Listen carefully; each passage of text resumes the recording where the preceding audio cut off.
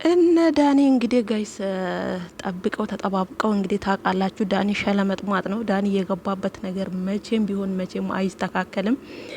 ምክንያቱም ዳኒ እዋብ ነው። እውነት ለመናገር ከዚህ በፊት ከሩቲ ጎን እንደነበረ ሁላችሁም ታስታውሳላችሁ። ዛሬ ላይ ተመልሶ ደግሞ ሩታን ድጋሚ እሷን ለመበቀል በዚህ ልክ ጉድጓድ እየቆፈረ ይገኛል ማለት ነው። ምክንያቱም አብርሃምና ሩታ አንድ ላይ በመሆናቸው አንዱ ጠላት የሆነባቸው ዳኒ ነው ብዬ ነው ማስበው። ምክንያቱም ዴቭ ትንሽ ተረጋግቶ ነበረ። ቡዜና ዳኒ ግን ነገሩን በፍጹም ሊተውት አልቻሉም።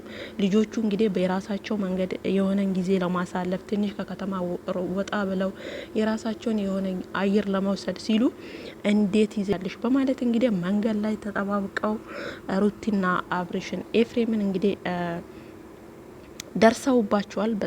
በጣም ነው የሚያሳዝነው እውነት ለመናገር። ምክንያቱም እነሱ እንግዲህ ሌሊቱን ነበረ እንትኑን የጨረሱት ዝግጅታቸውን። ጋይስ ቅድም ቪዲዮ ፖስት አድርጌላችሁ ነበር። እውነት ለመናገር ስቶሪ ላይ ፖስት አድርገው ውሽሚት ሪፖስት ባደረገችበት ታይም ነው ቪዲዮ ፎቶውን ያነሱት ማለት ነው እንጂ ፖስት አድርገው ነበረ። ትላንትናም ተናግረዋል። ከሀገር ሊወጡ እንደነበረ መናገር አልነበረባቸውም። ሄደው እዛ ደርሰው ነበረ መናገር የነበረባቸው። ትንሽ ስህተት ሰርተዋል እውነት ለመናገር። ምክንያቱም ጠላቶቻቸው ብዙ እንደሆነ እያወቁ እነሱን ለማስደሰት መናገር አልነበረባቸውም። ነገር ግን ውሽሚት ምንድነው እሷን ይዛችሁ የአብርሃም ጤንነት እንዲያሳሰባችሁ? እሷ የእሱ መድኃኒት ነች ወይ? ግራ የገባኝ ነገር ጋይስ።